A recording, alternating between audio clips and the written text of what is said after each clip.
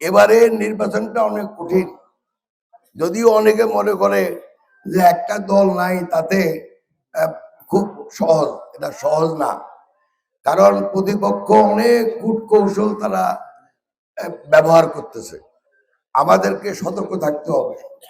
আমাদের দলের নেতা গতকাল বলেছেন যে আমাদের নেতাকর্মী এবং সমর্থকদের প্রতি আমার অনুরোধ, তারা যেন তাহাজ্জুদের নামাজ পড়ে যেন কেন্দ্রে চলে যায়।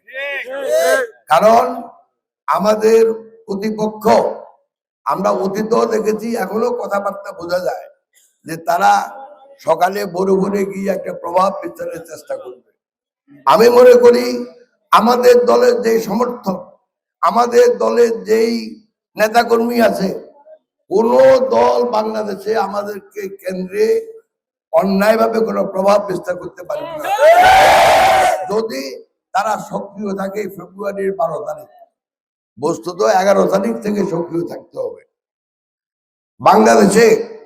আমি যেটা মনে করি যে বিএনপি ছাড়া দেশের উন্নয়ন করার আর কোনো বিকল্প এই মুহূর্তে নেই।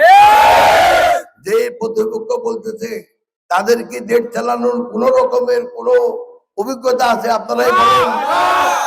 তারা আসবে নিজেদের স্বার্থ সিদ্ধি করবে, তারা আসবে জনগণকে বিভাজন করবে, বিভক্ত করবে। আর আমাদের প্রতিষ্ঠাতা প্রয়াত এবং মরহুম শহীদ প্রেসিডেন্ট জিয়াউর রহমান এই দেশকে একতাবদ্ধ করছে।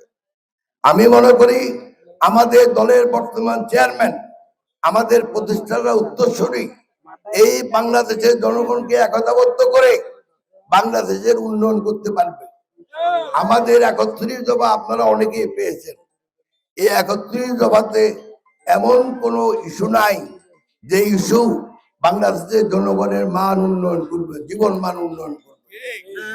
আর আমি আগে বলছি একটা সরকারের উপর, আমি মনে করি বাংলাদেশে একমাত্র পার্টি যেটা এটা করতে পারে সেটা হলো বিএনপি, এবং সেই যোগ্যতা আছে আমাদের দলের বর্তমান চেয়ারম্যান জনাব তারেক রহমানের মাধ্যমে।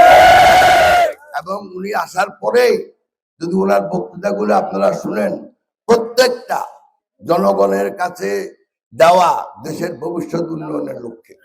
তবে আমি এটুকু বলবো যে আমি, যদি আপনারা আমাকে দয়া করে সুযোগ দেন, যদি আল্লাহ আমাকে সুযোগ দেয়, তাহলে এই সোনাগাজী এবং দাগনভূঞার উন্নয়নের জন্য আমার তরফ থেকে কোন রকমের কোনো ত্রুটি বিচ্যুতি থাকবে না।